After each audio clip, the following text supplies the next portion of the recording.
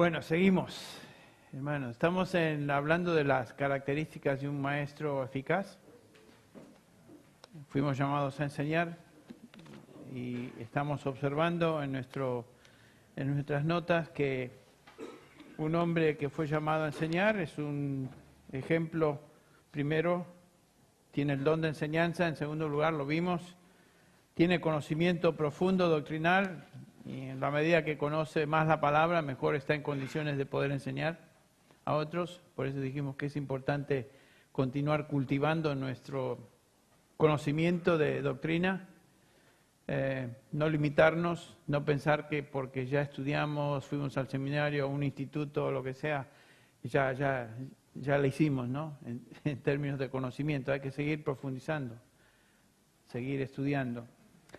Otra característica de un maestro eficaz o con impacto es su santidad, su humildad, mejor dicho. En un sentido ya lo cubrimos, pero simplemente recordarles lo que Pablo le dice a Timoteo en el capítulo 2 de 2 de Timoteo, versículos 24 y 25. El siervo del Señor no debe ser rencilloso, sino amable para con todos, apto para enseñar, otra vez lo repite, sufrido, corrigiendo tiernamente a los que se oponen. Nuestra misión es enseñar, sabiendo que lo hacemos en nombre del Señor, basado en su palabra, y vamos a sufrir hostilidad por parte de algunos, vamos a encontrar motivos por parte de algunos de resistencia, y sin embargo lo hacemos sufridamente, corrigiendo a los que se oponen. Eso implica una actitud de humildad. Obviamente hay gente que se nos opone. En algunos casos pueden tener la razón, en otros casos simplemente se oponen porque fanáticamente se aferran a una posición y no la quieren soltar, y si escuchan algo distinto, comienzan a demostrar hostilidad de varias maneras. Eso uno lo ha experimentado a través de los años, pero el punto es corregir tiernamente a los que se oponen.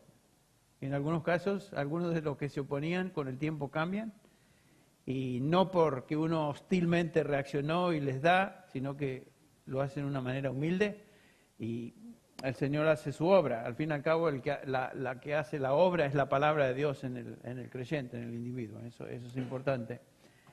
Entonces, el que enseña no puede ser una persona arrogante que se cree que la sabe todo o se sabe todo, sino que aún cuando dentro de su conocimiento y que está seguro de lo que enseña es del Señor, sin embargo, si hay oposición, confronta, o mejor dicho, corrige con ternura a los que se oponen. Eso implica humildad. Una quinta característica de un maestro eficaz, y esto ya lo hemos visto, es su santidad. No estoy hablando del Papa, estoy hablando de la santidad personal del individuo. Así se dirigen a Paco, ¿no? Su santidad, le dicen. Paquito, ¿saben quién es, no?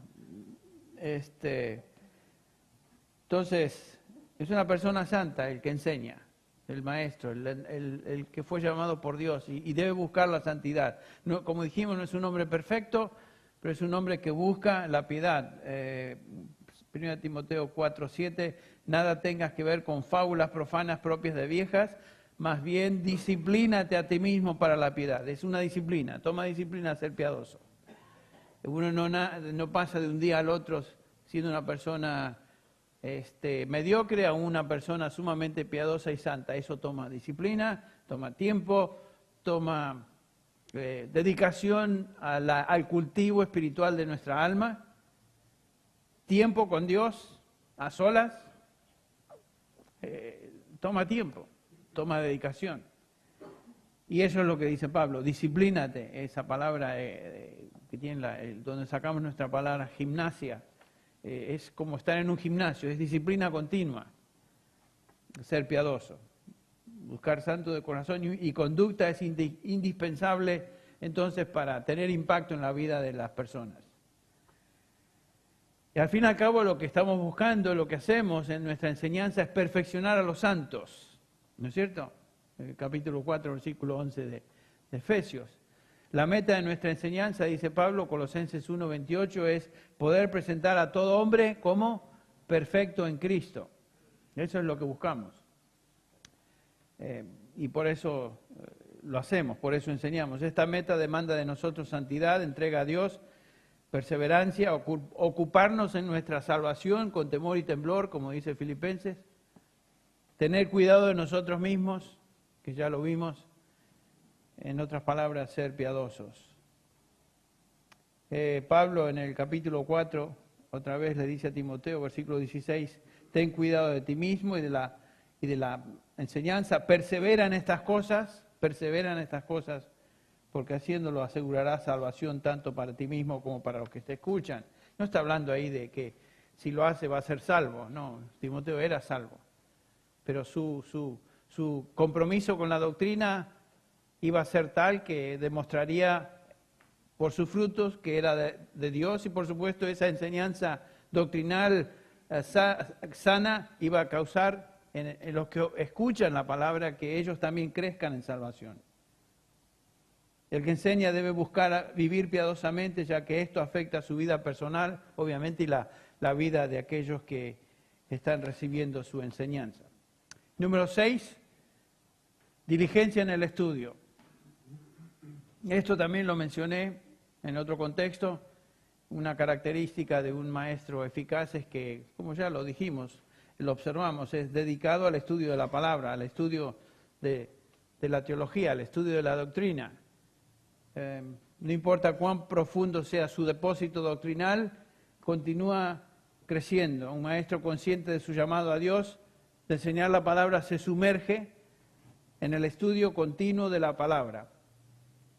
Es interesante notar una persona como MacArthur, que es un hombre tan conocedor de la palabra, cómo el hombre estudia y continúa estudiando y sigue profundizando, y de vez en cuando viene a una reunión de pastores con nosotros, aquellos que colaboramos con él, y comienza a compartir con nosotros lo nuevo que está aprendiendo, y uno se queda, ¡qué bárbaro!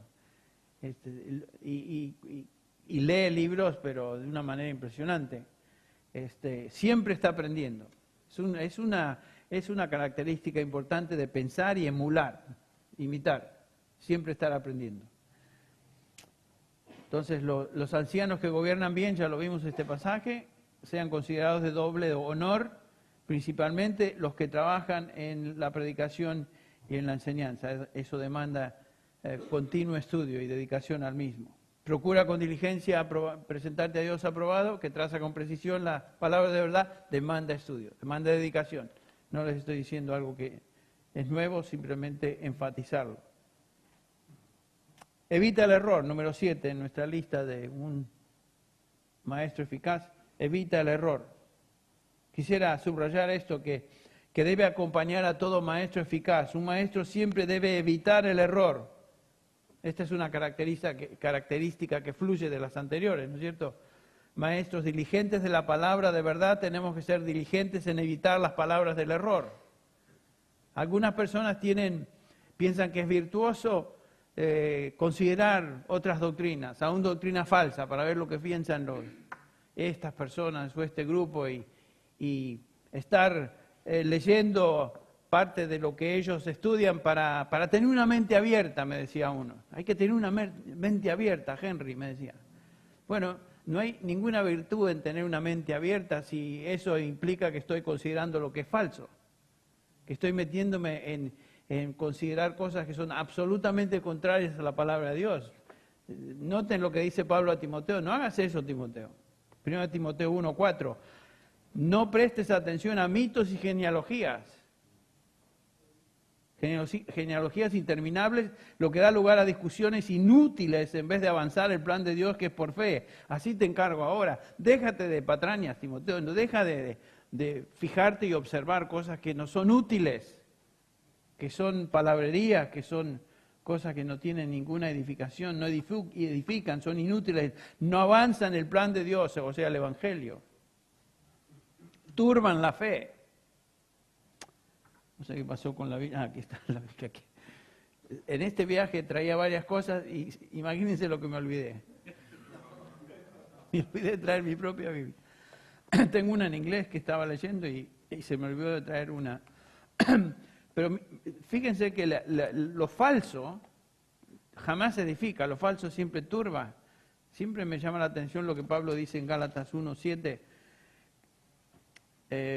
comenzando con el versículo 6. Me maravillo de que tan pronto hayáis abandonado al que os llamó por la gracia de Cristo para seguir un evangelio diferente, que en realidad no es otro evangelio, solo que hay algunos, noten eso, que os perturban y quieren pervertir el evangelio de Cristo. Lo falso perturba, jamás edifica. Lo falso turba.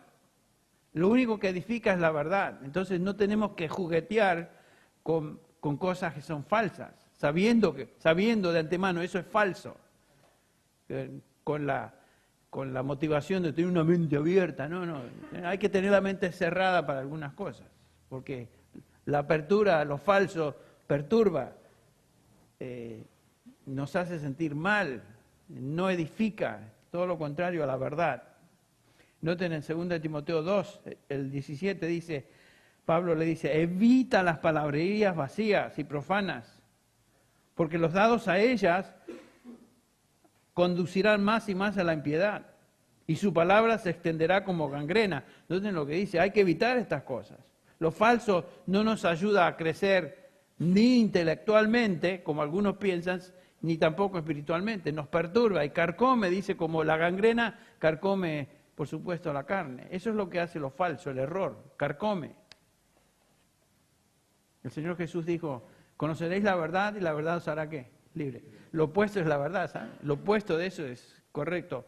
La mentira aprisiona, esclaviza, perturba. La verdad libra, edifica.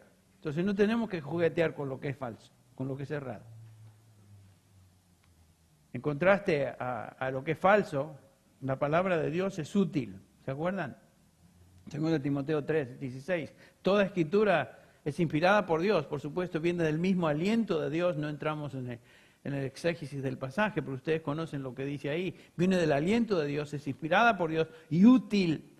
La palabra de Dios siempre es útil. Dice Isaías 11:55 que mi palabra no vendrá a mí vacía, sino que logrará el propósito para la cual yo la envío. La palabra de Dios siempre cumple con sus propósitos, que son de salvación y edificación. Salvación de las almas que no conocen a Dios y edificación de los santos. Pero toda escritura es inspirada por Dios y útil para enseñar, para reprender, para corregir, para instruir en justicia, a fin de que el hombre de Dios, y vamos a ver eso en un rato, o no sé si hoy o mañana, el hombre de Dios es una frase técnica que Pablo utiliza solamente reservado para un hombre en todo el Nuevo Testamento que es Timoteo, pero el hombre de Dios se refiere a un hombre llamado por Dios a enseñar la palabra de Dios al pueblo de Dios. Lo vamos a ver, esa es una frase técnica, lo usamos por aplicación a todo creyente, sí, está bien, a fin de que el hombre de Dios sea perfecto para toda buena obra, está bien, tiene aplicación a los creyentes, pero en el contexto de 1 Timoteo es una frase técnica en referencia a Timoteo como hombre de Dios, llamado por Dios a enseñar la palabra de Dios al pueblo de Dios. No es simplemente abierto a todos, específicamente a Timoteo y por aplicación a nosotros. Pero aquí el hombre de Dios se refiere al hombre que Dios está capacitando. La palabra de Dios es el único medio que Dios realmente utiliza para capacitar al hombre, para que él sea perfecto en toda buena obra. El hombre de Dios, el siervo de Dios, el hombre que es apto para enseñar, el anciano. Cada uno de nosotros podemos meternos ahí, pero teniendo eso presente, que toda escritura es útil para estas cosas. En contraste, juguetear con lo falso y entretener discusiones que no tienen su base en la escritura es vano. Es vacío, no tiene sentido. Tengo un amigo que se abrió tanto y estudió tanto y se metió en tantas cosas que son falsas que hoy es cualquier cosa menos un maestro de la palabra de Dios. Y todo con la intención de queriendo tener una mente abierta. Mente abierta lo llevó a ser tan abierto que ahora no es ni chicha ni limonada en términos de la palabra de Dios. Y lo que él enseña, mucho de lo que él enseña, perturba a otros. Qué triste. Número 8. Enseñar con convicción. 1 Timoteo 4:11 dice, Pablo, estas cosas manda y enseña. Eso es hablar con convicción. La palabra de Dios no ofrece alternativas a los creyentes. La palabra de Dios no se predica para que se debata. La palabra de Dios enseña con toda autoridad y lo enseñamos para mandar, para enseñar, porque los mandamientos de Dios en su palabra son eso, son mandamientos. Y lo hacemos con toda autoridad. Lo mismo le dice Pablo a Tito, ¿se acuerdan? Ahí en el Tito capítulo 2, versículo 1, y después el versículo 15 también. Tú pues, hijo mío, fortalécete en la gracia que hay en Cristo Jesús. No, perdón, ese es 2 Timoteo. Tito 2, 1. En cuanto a ti, enseña lo que está de acuerdo con la sana doctrina. Tito, esto es tu mandamiento. Enseña lo que está de acuerdo con la sana doctrina. Bajen al versículo 15. Esto habla, exhorta y reprende con alguna autoridad, tímidamente. No es cuestión de pisar callos y ofender a la gente, ¿no? No, dice, lo enseñas y lo enseñas con toda autoridad, reprende con toda autoridad, que nadie te menosprecie. Porque hay gente que te va a menospreciar, no importa. Es bueno estar con Dios, porque al fin y al cabo rendimos cuentas a Dios, y nos dice Pablo que nos debemos presentar a Él aprobados, como obrero que no tenemos de qué avergonzarnos, porque hemos trazado con precisión su palabra. No importa que ofendamos en el proceso a otros, lo hacemos con toda autoridad. No es cuestión de ser grosero, no es cuestión de ser malo, o vengativo, hostil, pero lo que enseñamos, lo enseñamos con convicción. En el versículo 13 de 1 Timoteo 4 dice, entre tanto que yo voy, ocúpate en la lectura, la exhortación y la enseñanza. Timoteo tenía que leer el texto, explicar el texto y aplicar el texto. Eso es lo que hacemos. Eso básicamente es la predicación. Eso es enseñar, no desviarse de lo que la palabra de verdad dice. Leer el texto, explicar el texto y aplicar el texto. Eso es lo que hacemos cuando predicamos. Pero eso demanda conocer el texto, ¿no es cierto? Entenderlo. Es muy fácil ser confuso en nuestra predicación y la base de nuestra confusión y confundir a otros es porque nosotros no estamos claros en lo que estamos enseñando a veces. Cuando un predicador es confuso es porque no sabe lo que está hablando. No sabe lo que dice. Y si él es confuso, va a causar confusión a otros. Por eso tenemos que tener cuidado que cuando abrimos la palabra, entendemos lo que dice y lo explicamos con claridad. Leemos el texto, explicamos el texto y aplicamos el texto. Primero a nosotros y por supuesto a los oyentes, ¿no es cierto? Por lo menos hablamos de las implicaciones de este texto para la vida de cada uno de nosotros. Eso es predicar, eso es enseñar. Ya en la cárcel, ¿se acuerdan? Pablo, al fin de su vida, al fin de su trayectoria como siervo de Dios, nos dice en el capítulo 4, versículo 6, yo ya estoy para ser derramado como ofrenda de libación y el tiempo de mi partida ha llegado. Y noten, he peleado la buena batalla, he terminado la carrera, he guardado la fe. Y Pablo terminó su vida de la misma manera que había comenzado. Abrazó la fe, jamás la abandonó, luchó por la verdad, la enseñó con absoluta convicción hasta el último respiro. Lo que vimos también en el caso de Whitefield, ¿se acuerdan? ¿Cuáles son las marcas de un maestro eficaz, de un hombre de Dios con impacto? Es un ejemplo, tiene la capacidad dada por el Espíritu Santo para enseñar, es un don. Posee un depósito doctrinal, conoce la doctrina, y cuanto más profundo sea ese depósito, mejor. Es humilde, busca la santidad personal, con diligencia busca la piedad.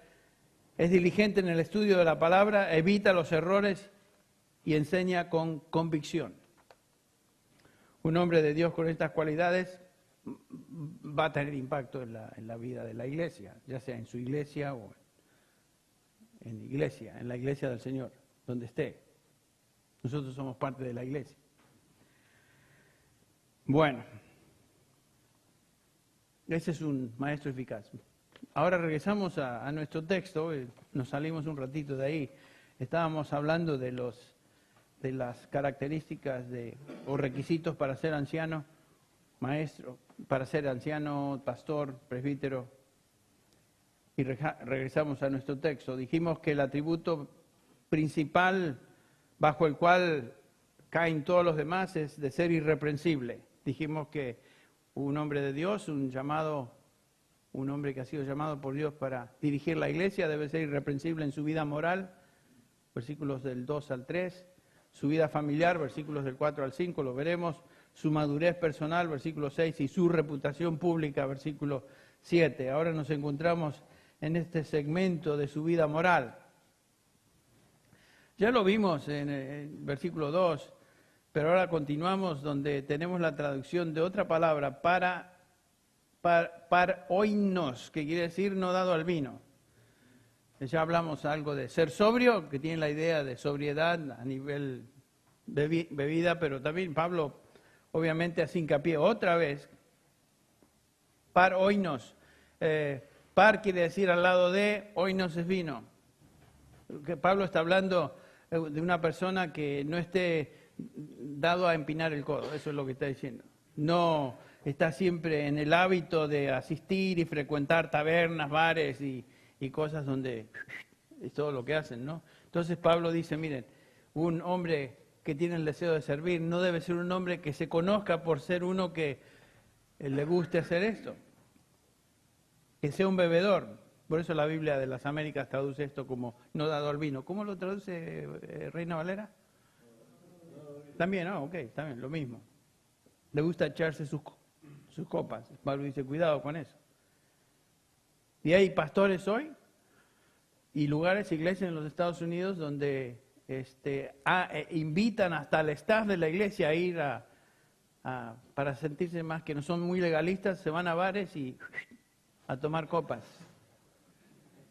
Iglesias que son evangélicas, no les estoy hablando de luteranos que no conocen a Dios o iglesias del protestante altas que no tienen nada que ver con la palabra. Estoy hablando de iglesias tristemente que son evangélicas, que concurren a bares y llevan a su staff a los bares para que aprendan a socializarse o socializar o tener relaciones con la gente en un contexto totalmente fuera de la iglesia, y van a bares. Yo me llevé una decepción con una iglesia que conozco bien y un hermano que conozco muy bien esta semana anterior, antes de venir, que eso es lo que hacen. No lo podía creer. Ahora, no estoy diciendo que no son cristianos, pero ¿de qué los movió a ser cuidadosos en esta área, a irse al otro extremo y decir, no, vamos a ser un ejemplo, un testimonio al bar? ¿Y eso qué es? Como dice Manuel Corral, el español, medio en eso. ¿Pero qué es eso? Dice siempre él, ¿qué es eso? Así es.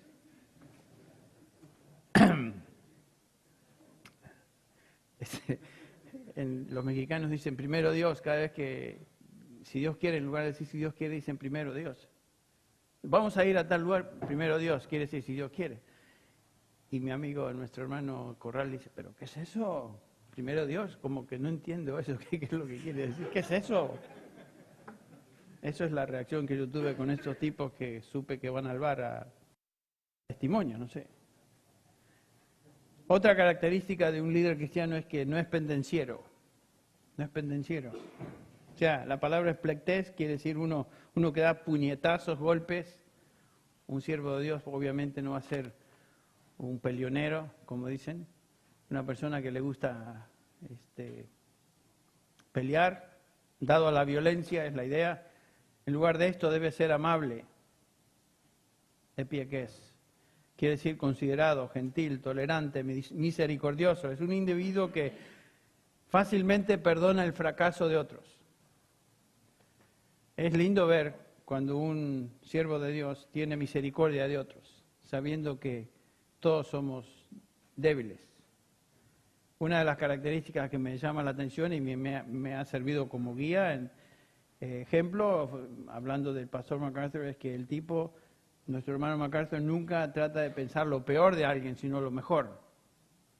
Y antes de tomar decisiones drásticas, él quiere estar seguro que lo que está pensando de tal persona es lo mejor, no dejarse llevar por chismes o ideas o que acusan a este individuo de esto o lo otro. No, vamos a pensar lo mejor de ese individuo, hasta que tengamos evidencias tan obvias que obviamente tenemos que decidir. Pero Pablo usa esta palabra en 2 Timoteo 2:24, rechaza los razonamientos necios e ignorantes, sabiendo que producen altercados. El siervo del Señor, versículo 24, no debe ser rencilloso, sino amable para con todos. Noten eso, amable para con todos. Esta persona no reacciona con ira cuando es vituperado o atacado o criticado, sino que es amable para con sus amigos solamente, no es para con todos. Con todos. Y eso cuesta, ¿no? Si nos tiran piedras y nos dicen cosas, la reacción normal es de, ah, sí, allá vas a ver. Y dar nuestros toques también, ¿no? Es amable para con todos, aún aquellos que nos critican. Todos tenemos en nuestras congregaciones miembros difíciles, ¿no? Ustedes no. Hay miembros difíciles. Y miembros es que, amén, dicen ahí. Eso quiere decir que sea así, hermano, no. Amén quiere decir que sea así. Así que no digas mucho amén de eso, pero tenemos gente difícil. Y sin embargo, tratamos a la gente con amabilidad, aun aquellos que nos caen un poquito pesaditos, ¿no? ¿O ustedes no tienen esas personas? Ah, bueno, si no tienen, está bien. No tienen ningún problema. Pero ese es el punto. Uno, como siervo de Dios, no es contencioso con las personas. No es guerrero, sino que busca la paz. Bueno, y no hay peor cosa que un grupo de líderes que tener a uno de ellos que siempre busca la contienda. Una de las cosas lindas de la iglesia en la cual sirvo es que tenemos, como les dije, 38 ancianos. Y en los años que estoy ahí, 18 años que estoy sirviendo, nunca en ninguna reunión de ancianos observé contienda o pelea o rencilla o hostilidad de nadie. No quiere decir que estamos de acuerdo siempre en todo y que todos están de acuerdo en el mismo, pero aún en cosas que estamos en desacuerdo, se hablan, se comparten, se expresan, por lo menos se busca el consenso, pero nadie se levanta y empieza a decir cosas, o hostilmente habla o se expresa de una manera que ofende a otros. Es realmente digno de observar, digno de ver. Porque con 38 personas, ancianos gobernantes, podría haber oportunidad para disputas, pero no existen tales cosas.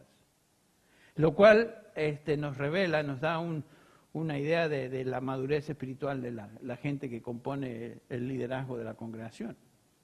Porque debe ser así. Bueno, otra característica que Pablo nos da de un anciano es que no es avaro. La palabra que aquí se traduce avaro es arguros. Fileo, amor, sin, arguros, plata. Entonces, no es un amante de la plata, no es un amante del dinero, eso es lo que está diciendo. Un siervo de Dios, un anciano, no debe estar en el ministerio por el amor a la plata, el amor al dinero. Eso es lo que caracteriza a los falsos maestros, que siempre ministran o predican con el afán de obtener plata de los incautos, la mayoría, pero de la gente. Y usan el ministerio, lo cual habla Pablo en este capítulo 6 de 1 Timoteo, como un medio de ganancia, no de ministerio a la gente. Lo usan para sacar dinero. Estaba recientemente en un país donde prediqué y una de las cosas que me dijeron al final no, fue antes. Me dijeron, bueno, ¿y cuánto nos va a cobrar por la conferencia? ¿cómo se dice el fee en castellano? Bueno, no, mira, pero ¿cuánto cobra? Es la idea. ¿Y el qué? El caché. El caché, ok, el caché. Y yo le digo, pero yo no cobro. ¿Cómo que no cobra? Dice, no, yo predico el Evangelio y eso no es para ganar dinero. Estoy sirviéndoles a ustedes un grupo de varias iglesias en este país. Es que usted no cobra, pero aquí todos los que vienen nos cobran un cachet, hay un precio por cada conferencia. Lo siento, pero yo no voy a cobrar, yo no cobro. Qué interesante. Y al fin de la conferencia me dieron una ofrenda. Que está bien, si alguien me quiere ofrendar, después de una conferencia, está bien, yo lo acepto como del Señor, ¿no? Pero cuando uno ve el sobre, lo tomaron tan contentos los hermanos que yo no cobro, que me dieron una ofrendita que ni para el autobús me alcanzaba. Así que bueno, ¿y qué voy a decir? ¿Me voy a quejar? ¿Qué me dirían los hermanos? Si usted dijo que no cobra, está bien. Así que bueno, este púlpito le falta algo, ¿eh? La verdad, ¿no es cierto? Espero que al predicador no le falte algo. Está bien, pero ¿cómo? Ah, qué bien. Son tablets. Lo que pasa es que, mire, lo que pasa es que yo, en cuanto a la tecnología, soy un cavernícola. Soy de la época del. ¿Y qué va a hacer? Sí, no soy moderno, soy bien chapado a la antigua. Está bien. Al fin y al cabo, ¿te ayuda la tableta a predicar mejor?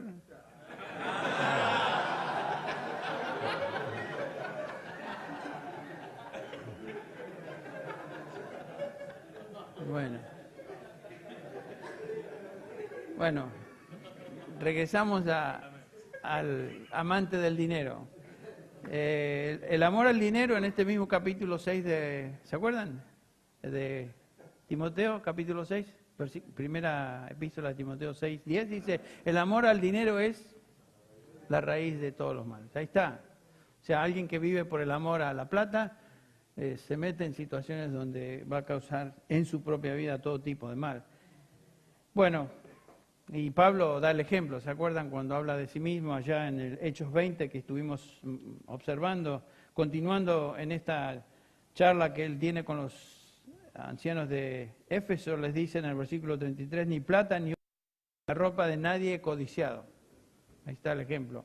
Vosotros sabéis que estas manos me sirvieron para mis propias necesidades y las de los que estaban conmigo. Entonces un siervo de Dios es un ejemplo de virtud moral en su propia vida, que incluye justamente su actitud para con el dinero, su actitud para con las mujeres, su actitud para con todo lo que implica el ministerio, en este caso específico su actitud para con el dinero. Esta es la primera categoría. Ahora vamos a los versículos 4 y 5, donde el apóstol comienza a instruir a Timoteo en cuanto a los requisitos de un anciano en relación a su vida familiar, su vida de hogar. Qué importante es esto. Dice el versículo 4, que gobierne bien su casa teniendo a sus hijos sujetos con toda dignidad, pues si un hombre no sabe cómo gobernar su propia casa, ¿cómo podrá cuidar la iglesia de Dios? Es una sección de tremenda importancia para aquellos que desean servir en el liderazgo de la iglesia. Todo siervo de Dios no debe ser solo un ejemplo en su vida personal, sino que debe ser un ejemplo en su vida de familia. Porque al fin y al cabo es ahí donde se prueba el hombre, ¿no? Cómo es en su casa, con su familia, con su esposa, con sus hijos. Y es obvio que la palabra de Dios que él afirma requiere que, si ha sido llamado al liderazgo en la iglesia, primero se ha demostrado en su habilidad de liderar dentro del contexto inmediato en el cual él está, que es su familia. Su familia. A todos, ninguno de nosotros vinimos al matrimonio perfectos. Ninguno de nosotros vinimos a nuestra familia y en la medida que nuestra familia creció, ninguno de nosotros somos perfectos, pero lo que está hablando Pablo es que un hombre que lidera en la iglesia debe primero haber demostrado habilidad de liderar o supervisar o manejar su propia familia. Porque si ahí no lo hizo, obviamente no tiene la autoridad para ser anciano y pretender cuidar al rebaño, que es mucho más grande que su familia. Entonces, ese es el punto. La iglesia es algo que demanda de nosotros, primero, una actitud y capacidad de liderar en nuestro propio hogar, nuestro propio ministerio. No hay ninguna virtud en tratar de mantenerse soltero, porque sabemos que eso no es el llamado de Dios para la mayoría de los hombres. La Iglesia Católica piensa que el sacerdote, la persona dentro de la congregación que lidera la congregación debe ser soltero. Bueno, eso obviamente, ¿de dónde sale eso? No viene de la Escritura. Más, nos dice Pablo que esa doctrina es de demonios. 1 Timoteo 4. El Espíritu, versículo 3, el Espíritu claramente dice que en los últimos tiempos algunos apostatarán de la fe prestando atención a espíritus engañadores y a doctrinas de demonios. ¿Cuáles doctrinas? Bueno, entre ellas, el versículo 3, prohibiendo casarse y mandando abstenerse de ciertos alimentos. O sea que la prohibición de casarse es una doctrina demoníaca, no tiene su origen en la palabra, es algo totalmente contrario a lo que Dios específicamente dice. Entonces, simplemente por esa actividad y determinación, los que dirigen la Iglesia Católica ya están descalificados todos, porque ¿qué hicieron? Lo hicieron en contra de lo que Dios dice, debe ser marido de una sola mujer y debe saber cómo liderar dentro de su hogar. La norma bíblica es que todo aquel que quiera servir dignamente como líder en una congregación debe mostrar capacidad de liderazgo primero en su familia, en su hogar. No existe en la Biblia el concepto de que uno es más espiritual porque no se casa. Todo lo contrario. Se expone. La Biblia enseña que el hogar, la familia, se convierte en la plataforma que prueba si uno está calificado para servir en su liderazgo, en el liderazgo espiritual o no. Eso lo demuestra. Entonces, creo que es en la página 6 de sus notas, tenemos ahí la importancia de esto. La palabra es gobierna, presidir, una persona que preside bien en el hogar. Si uno fracasa en el hogar, dirigiendo su familia, su casa, teniendo a nuestros hijos con toda dignidad, uno va a fracasar también en la iglesia. La palabra que Pablo utiliza acá es supotage, que es un término militar que asume respeto o da por sentado el respeto y disciplina y sumisión de la familia a él, dentro del hogar. La palabra dignidad se traduce respeto. Humildad. La implicación es que la familia de este hombre es una familia donde impera el orden. Y por supuesto este hombre demuestra eso en la manera en que trata a su familia, cómo dirige su familia. Instruyendo a sus hijos, primero en la amonestación del Señor. Es la única instrucción que tenemos en todo el Nuevo Testamento en cuanto a criar a nuestros hijos. Efesios 6:4. Criarlos en la disciplina e instrucción del Señor. Eso es un mandamiento, eso se debe hacer. Y la razón que hace esto, el versículo 5, es por si un hombre no sabe cómo gobernar su propia casa, ¿cómo podrá cuidar la iglesia de Dios? En otras palabras, es obvio que es imperativo que un hombre sepa cómo gobernar su propia familia antes de poder gobernar la iglesia, su vida familiar. Su mujer lo respeta, sus hijos se someten a él. Hay cierta discusión si esto significa que todos los hijos son creyentes o no.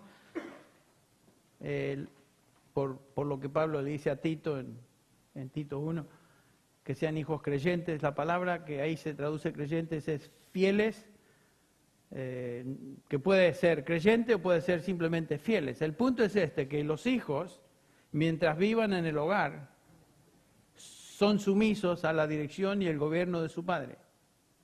Y la iglesia le respeta, la familia le respeta, sus hijos se someten a él. El Señor sabe cuándo llega el momento que Él toca el corazón de cada hijo y pasa de muerte a vida eterna, de ser miembro del reino de las tinieblas y pasa al reino de la luz. Dios sabe eso, pero uno a veces no lo sabe como padre hasta cierto punto en la vida de nuestros hijos. Y mientras los chicos se conduzcan de una manera digna, sean respetuosos, obedezcan a sus padres, ese hombre califica como anciano, porque su familia lo respeta, su familia se somete. Cuando pasa una persona de muerte a vida, Dios lo sabe y Dios lo determina. Pero mientras estén en el hogar, esos chicos se someten. Y si ese es el caso, esa persona está capacitada para liderar en la iglesia. Al fin y al cabo, hay personas en la iglesia que no son creyentes, ¿sí o no? Son cristianos por hablar, por decir, pero realmente no han nacido de nuevo. Y ese tipo de personas las tenemos en nuestras iglesias también. Entonces tenemos que saber que eso es un mandamiento a que los chicos sean fieles. Yo creo que esa palabra en Tito es una mejor traducción que creyentes, que puede ser traducido así, pero la palabra es fieles. Ok. Otra tercera categoría en la vida de un líder es su madurez espiritual. Versículo 6. Noten lo que dice ahí. No un neófito, uno de ustedes trajo esa palabra cuando estábamos tratando de dibujar o por lo menos definir el perfil de un anciano. Ustedes correctamente notaron eso, que no sea un neófito, no sea que envaneciéndose caiga en la condenación del diablo. Y otra vez lo que podemos ver acá es una característica espiritual de humildad. Pablo dice que uno que pretende ser anciano, pastor, obispo en la iglesia no puede ser uno que es nuevo en la fe. Es la palabra, neofutos. Quiere decir literalmente recién plantado. En la literatura extra bíblica se usaba esta palabra para referirse a arbolitos nuevos, a arbolitos tiernos. El uso de este pasaje es metafórico y se refiere, aquí en este caso se refiere a un recién convertido. Y Pablo dice a Timoteo, no coloques en una posición de liderazgo junto a otros hombres maduros a alguien quien es jovencito en la fe, quien es tierno en la fe. Es un principio elemental de liderazgo, en el liderazgo de la iglesia. El pastorado no es para una persona sin experiencia espiritual. Y la razón que Pablo nos da es un poco inesperada, porque dice, no sea que envaneciéndose, nos detenemos ahí. ¿Qué está diciendo Pablo? No sea que envaneciéndose. ¿Por qué dice eso? Un hombre puede ser un buen líder secular, puede estar calificado para servir como líder en varias áreas, pero si es un recién convertido, el peligro es, si se coloca junto a otros hombres maduros, que él se crea la mamá de Tarzán. Es una traducción muy liberal de esto. Una interpretación muy propia. Lo que está diciendo Pablo es que si él no es maduro en la fe y lo ponemos con gente madura, a lo mejor piensa, qué bárbaro, soy como todos los demás. Mira, qué bárbaro, yo sí, ya la hice. No es cuestión de poner a alguien en posición de liderazgo que no está calificado en términos de crecimiento espiritual. Esto era particularmente verdad en Éfeso, donde Timoteo se encuentra cuando la iglesia comenzó y cuando Pablo escribe esta epístola a Timoteo, la iglesia ya tenía una trayectoria, había sido fundada por el mismo apóstol Pablo y él había establecido ancianos. Claro, como hemos visto, algunos de ellos comenzaron a desviarse, pero la iglesia había sido enseñada en cuanto a la importancia de un liderazgo maduro. En contraste a Tito, porque algunos de ustedes ya estarán pensando, ¿qué acerca de Tito? Pablo no le dice nada de eso a Tito. ¿Por qué? Y donde el contexto del capítulo 1 de Tito también tiene que ver con requisitos para ser anciano. Pablo no menciona este requisito de no ser neófito porque Creta, donde Tito estaba ministrando, era una situación muy distinta a la de Éfeso. Éfeso, una iglesia establecida, conocedora de lo que era tener líderes maduros. La iglesia en Creta era totalmente nueva. Además, dice Pablo que lo deja en Creta para establecer iglesias y establecer ancianos. Eran jóvenes, todos ellos. Colocar a alguien nuevo en la fe como líder en una iglesia donde todos son nuevos, no hubiera llevado a ese individuo a creerse superior, porque es igual que los demás. Son todos nuevos. Entonces no lo estamos poniendo en una posición donde se puede envanecer, porque al fin y al cabo son todos al mismo nivel. Está con el resto de los nuevos. Y algunas iglesias en el campo misionero son así, donde no hay gente madura como aquí se describe. Entonces, son todos nuevos en la fe. Una iglesia en el campo misionero que se establece en corto tiempo va a ser dirigida por hombres que, si bien llenan otros requisitos de madurez o de ser personas dignas en su hogar o lo que sea, este requisito particular no pueden llenarlo porque su experiencia en la fe no la tienen, porque no han estado en el Señor mucho tiempo. Entonces, es lo que tenemos. Esta era la situación de Creta. En el ejemplo de la congregación misionera que acabo de mencionar, o darles, un hombre de esa congregación puede estar calificado para servir dentro de ese contexto misionero como anciano, pero jamás estaría en condición de servir como anciano en una iglesia como Grace Community Church, por ejemplo, o una iglesia madura, donde todos los ancianos son hombres de madurez y de años en la fe. En ese contexto, ese hombre que funciona dentro de una iglesia donde todos son inmaduros en la fe, no podría funcionar aquí con otros, porque no está en condiciones para hacerlo. Entonces, esa es la razón por la cual Pablo no incluye ese requisito particular en Tito, y sí lo incluye en el capítulo 3 de 1 Timoteo. Cuando Pablo dice que el anciano no debe ser un neófito, no está hablando en cuanto a tiempo que ha sido cristiano. Hay cristianos que tienen muchos años de ser cristianos y son enanos en la fe. Los tenemos en nuestras iglesias también. No son maduros. No ser neófito tiene que ver con una madurez espiritual dentro del contexto en que se encuentra. Tiene que demostrar mayor madurez que el resto de los creyentes. Y también tiene que ver con cómo colocarlo en esa posición. Si lo colocamos en esa posición, ¿cómo le afectaría a ese individuo? Eso es importante. Ahora regresemos al versículo 6. No sea que envaneciéndose, la palabra esta de envanecerse es la palabra de inflarse, llenarse de humo. Poner a uno nuevo en la fe, a uno inmaduro, tiende a inflarlo. Le da un falso sentido de espiritualidad, le envanece. Y esto sucede, observen la consecuencia, que caiga en la condenación del diablo. ¿Qué es eso? ¿A qué exactamente se refiere el apóstol Pablo? Caer en la condenación del diablo. Algunos piensan que esta es una referencia a que el diablo condenará a ese hombre. No, el diablo no condena a nadie. Dios es el único que puede condenar. O sea que eso no tiene sentido. Pero Pablo está diciendo que el hombre que se envanece caerá en el juicio que Dios pronunció sobre el diablo. El diablo era el lucero de la mañana. Era de todos los ángeles creados, tal vez el más bello, el más, qué sé yo, y cayó. O sea, lo que está diciendo Pablo, que este es el juicio de Dios, que Dios trajo sobre el diablo cuando éste se envaneció y quiso elevarse a una posición que no le pertenecía. Seré como Dios. ¿Ah, sí? Paz. Y ese es el peligro de poner a una persona tierna en el Señor en un lugar donde todavía no está capaz para manejarlo, y puede caer en ese tipo de condenación, de sentirse orgulloso. Y en ese sentido Pablo dice que no caiga en la condenación del diablo. Bueno, un principio bíblico a recordar es Proverbios 16, 18, delante de la destrucción va el orgullo y delante de la caída la altivez de espíritu. Antes de caer, primero viene la altivez.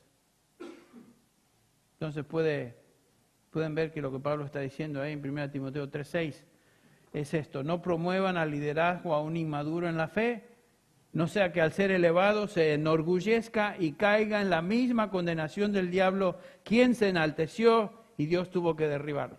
Eso es lo que está diciendo. Lo que está diciendo. Okay. El Señor Jesús nos enseñó acerca del liderazgo y una de las características de un líder es humilde. ¿Se acuerdan? Mateo 23, 11, pero el mayor de vosotros será vuestro servidor, y cualquiera que se ensalce será humillado, y cualquiera que se humille será ¿qué? Ensalzado. El Señor enseñó a sus discípulos que el que quiera ser líder debe ser primero ¿qué? Siervo. Y una de las cosas que yo he tratado de inculcar con los muchachos que vienen al ministerio es que antes de pretender ser una persona distinguida, que demuestran que son humildes. Los hombres que la iglesia debe escoger para servir en el liderazgo deben caracterizarse por madurez, la cual se observa en esa característica, humildad. El liderazgo involucra humildad. Eso es lo que el Señor demostró en su enseñanza y en su persona cuando estaba aquí sobre esta tierra. El que quiera ser primero va a ser el servidor de todos. ¿Querés ser primero? ¿Querés que la iglesia te reconozca? Comenzá a servir. Lavar pisos, limpiar, ofrecerte lo que sea. No pretendas que aquí vienes porque venías de otra iglesia donde ahí enseñabas. No, aquí no es así. Si vienes a nuestra iglesia, primero te haces conocer, te conocemos, te vemos, te observamos, y con el tiempo, si pruebas ser lo que, no le digo así, que piensas que tú eres, en ese momento entonces te pondremos en una posición distinta, pero no es cuestión de poner a una persona en una posición de liderazgo porque es hijo de doctor, o porque es abogado, porque tal vez tiene una posición social alta, o porque él ha servido no sé dónde. Siempre los que vienen con mucha efusividad a decirles que yo fui pastor y estudié en este seminario, estudié en este... Ok, está bien. Tranquilo, sentado, te observamos, te vemos. ¿Qué pasa cuando los colocamos en su lugar? ¿Saben qué pasa? Desapareció en poco tiempo, se van, no los vemos más, porque andan buscando en otro lugar hacer lo que querían hacer dentro del contexto de nuestra iglesia. Y nuestra iglesia, yo no quiero que nuestra iglesia esté siendo manejada, liderada, o tengamos como ejemplo a personas que no están calificadas. Nuestros creyentes están observando y creciendo observando a sus líderes, que no soy solo yo. Tenemos 3 ancianos en nuestro ministerio, que somos parte del ministerio de ancianos de toda la iglesia, y por supuesto tenemos líderes dentro de la congregación, líderes laicos, que son ejemplos de piedad. Okay, eso es lo que queremos. Y los nuevos que vienen, observan, ven, aquí no es como en nuestras iglesias. No lo es. Pero es lo que buscamos, ¿no? Esta característica. Bueno, cuarta área en la vida de un líder. Yo sigo haciendo la misma pregunta como un tonto. ¿Cómo están? ¿Resisten un ratito o quieren otro break? ¿Están bien? Ok, no me están... ¿Todo bien? Ok, vamos, seguimos. La cuarta área de la vida de un líder que debemos mencionar o poner atención se encuentra en el versículo 7. Dice que tenga buena reputación entre los de afuera.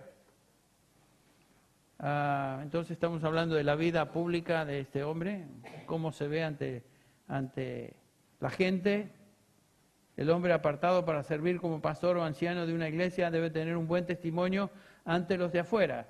Esa palabra buen, kalos, quiere decir bueno, enfatizando aquello que se puede ver. Su testimonio visible es bueno. La palabra que se usa ahí, testimonio, es la palabra que se traduce como testigo, testimonio en otros contextos, marturía, que quiere decir un testimonio que certifica a la persona. Las personas alrededor de este individuo certifican, dan testimonio de que este hombre es un hombre realmente digno. No quiere decir que toda la gente, las personas que lo ven y afirman eso, son creyentes en Cristo. No, son los de afuera. pero en general este hombre goza de buena reputación en el banco, en el almacén, en el mercado. Donde vaya, la gente dice, este es un líder, este es pastor, este lo conocemos. Eso es tan importante. Caminando y andando aquí con el señor que usa la tableta, en todo el pueblo lo saludan, todo el mundo lo conoce, claro, de años acá, pero es obvio, al observar la interacción entre él y los demás, que todo el mundo lo ve a él como una persona digna, de respeto. Y no son creyentes, no son de la iglesia. Eso me dice, bueno, eso es justamente lo que está diciendo Pablo aquí. Y no es que te estoy echando flores, simplemente es lo que se observa, simplemente lo estoy compartiendo. Entonces un hombre que va a ser escogido para servir como pastor tiene que ser este tipo de persona, esa reputación la debe gozar ante la gente de afuera, donde sea. Y es obvio, porque si la gente, el pueblo, la ciudad, el ambiente social en el cual él desea alcanzar con el Evangelio, si ellos no lo respetan, ¿qué impacto va a tener? Nulo, no sirve. Se van a reír de él, se van a reír del Señor. Va a ser un mal testimonio para el Evangelio. Entonces va a traer descrédito al Evangelio. Esto es lo que Israel había hecho. ¿Se acuerdan? Israel en Romanos 2, 23 dice Pablo acerca de los judíos, tú te jactas de la ley. Y después hace la pregunta, violando la ley deshonras a Dios.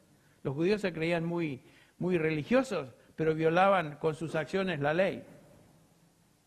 Porque el nombre de Dios es blasfemado entre los gentiles por causa de vosotros, dice Pablo acerca de los judíos. Se creían muy religiosos, muy piadosos, pero obviamente ante los gentiles no lo eran. Y todo cristiano debe gozar un buen testimonio en su comunidad. Filipenses 2:15, para que seáis irreprensibles y sencillos, hijos de Dios, sin tacha en medio de una generación torcida y perversa. No vivimos en una época donde la generación alrededor nuestra es torcida y perversa, más que nunca. Nos rodean los perversos. Por eso cuando en este contexto tan perverso en el que vivimos, no solo en Argentina, sino también allá en el norte, cuando la gente ve a una persona de repente que demuestra piedad, dignidad, eso es sorprendente, porque no tiene nada que ver con la sociedad, es un bicho raro, pero al mismo tiempo no es un bicho raro que la mayoría de ellos van a odiar, sino que lo van a ver como raro, pero van a ver que este hombre, no estaré de acuerdo, no entiendo su religión, pero es una persona que mis respetos. Claro, va a haber gente siempre hostil al Evangelio y a gente piadosa, eso también es cierto. Pero por eso Pablo le dice en Colosenses 4:5 a los creyentes, andad sabiamente para con los de afuera, que vuestra conversación sea siempre con gracia sazonada con sal, para que sepáis cómo debéis responder a cada persona. Nuestra reputación para con los de afuera entonces es importantísima. Con ella exaltamos el nombre del Señor, adornamos el Evangelio, como Pablo le dice a Tito, o desacreditamos el Evangelio con nuestra manera de ser ante el mundo. Pedro también escribiendo a los creyentes, 1 Pedro 2:12, mantened entre los gentiles una conducta irreprensible, a fin de que en aquello que os calumnian como malhechores, ellos por razón de vuestras buenas obras, al considerarlas, glorifiquen a Dios en el día de la visitación. Entonces, es especialmente delicado que un hombre en el liderazgo de la iglesia mantenga un buen testimonio entonces para con los de afuera, para que no caiga en descrédito, dice Pablo, y en el lazo del diablo. No hay cosa más que más desea Satanás que atrapar a un siervo de Dios y desacreditarlo en su servicio espiritual y desacreditarlo ante la gente. El diablo anda como león rugiente, ¿se acuerdan? 1 Pedro 5, buscando a quien devorar. Eso es cierto para todo cristiano, pero aún más cierto es para con aquellos que son líderes de una iglesia, ancianos, pastores.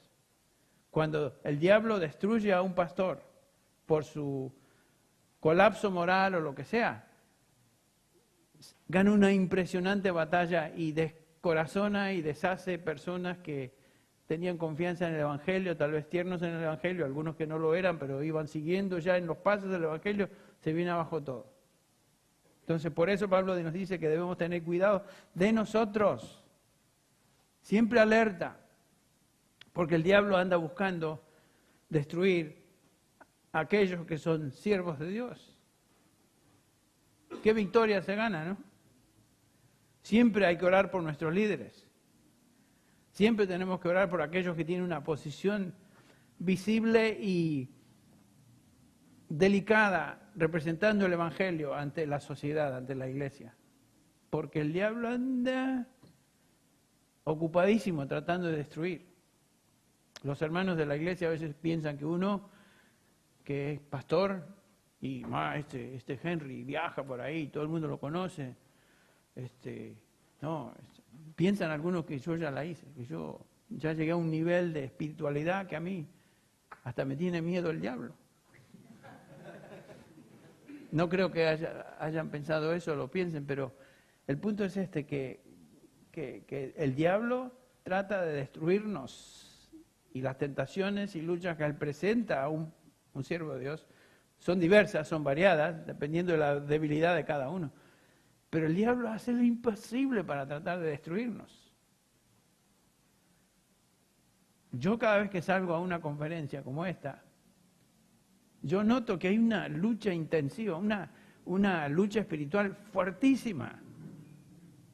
Y es por eso, porque el diablo quiere neutralizar, quiere desacreditar, quiere quitar, quiere hacer lo imposible para que la palabra de Dios no tenga impacto en la audiencia, en su iglesia, y que el tipo que está representando a Dios sea destruido. Es lo que busca el diablo. Y por eso yo pienso en mí, reconozco la lucha, la veo, la observo, sé lo que la palabra dice, y por eso oro por hombres de Dios que representan al Señor, aún en un nivel mucho más grande y notable, como por ejemplo MacArthur, y otros que son buenos maestros de la palabra de Dios que el Señor está usando hoy, como los que tuvimos, por ejemplo, ahí en Shepherd's Conference para la conferencia sobre la inerrancia de la Escritura. Excelentes maestros que el Señor todavía tiene en su iglesia, aquí, sobre esta tierra. Excelentes maestros. Tenemos que orar por esta gente, que no caigan ante el ataque del enemigo. Un pastor está expuesto a muchas luchas y tentaciones. Tal vez toque algo de eso mañana, no sé, sobre la lucha del pastor con el pecado. Hoy vamos a tocar de la lucha de las ovejas y cómo lidiar con las ovejas que están en pecado dentro de nuestra congregación. Pero tal vez mañana, no sé, veremos cómo observo el ambiente y a lo mejor hablamos de la lucha del pastor con el pecado, que es la lucha de todo creyente con el pecado, pero particularmente aplicado a nosotros. Muchas tentaciones, muchas luchas. El pastorado no es una posición entonces para cualquiera. El liderazgo va a ser el punto de atención especial del enemigo. Ustedes son el foco de atención de Satanás, cada uno de ustedes. Por eso es que aquellos que son colocados en esta posición deben ser individuos que llenan requisitos muy particulares, y aquí estamos hablando de hombres maduros. La salud de la iglesia requiere que aquellos que la dirijan, sean hombres que llenan los requisitos que Dios mismo ha establecido. Cristo gobierna la iglesia, yo edificaré mi iglesia, pero Cristo gobierna la iglesia a través de sus líderes. Los líderes de una congregación entonces son los modelos de lo que debe ser la iglesia. Y Dios desea que su iglesia sea irreprensible, pero comienza con la irreprensibilidad en la vida de cada uno de nosotros. Somos los ejemplos que la iglesia tiene de cómo un cristiano debe ser y comportarse. Y la gente nos mira, nos observa. Entonces la vida irreprensible no se va a observar a nivel iglesia si primero no se observa a nivel nuestro, líderes. Bueno, yo creo que vamos a terminar aquí en este momento y continuamos con otro punto más tarde.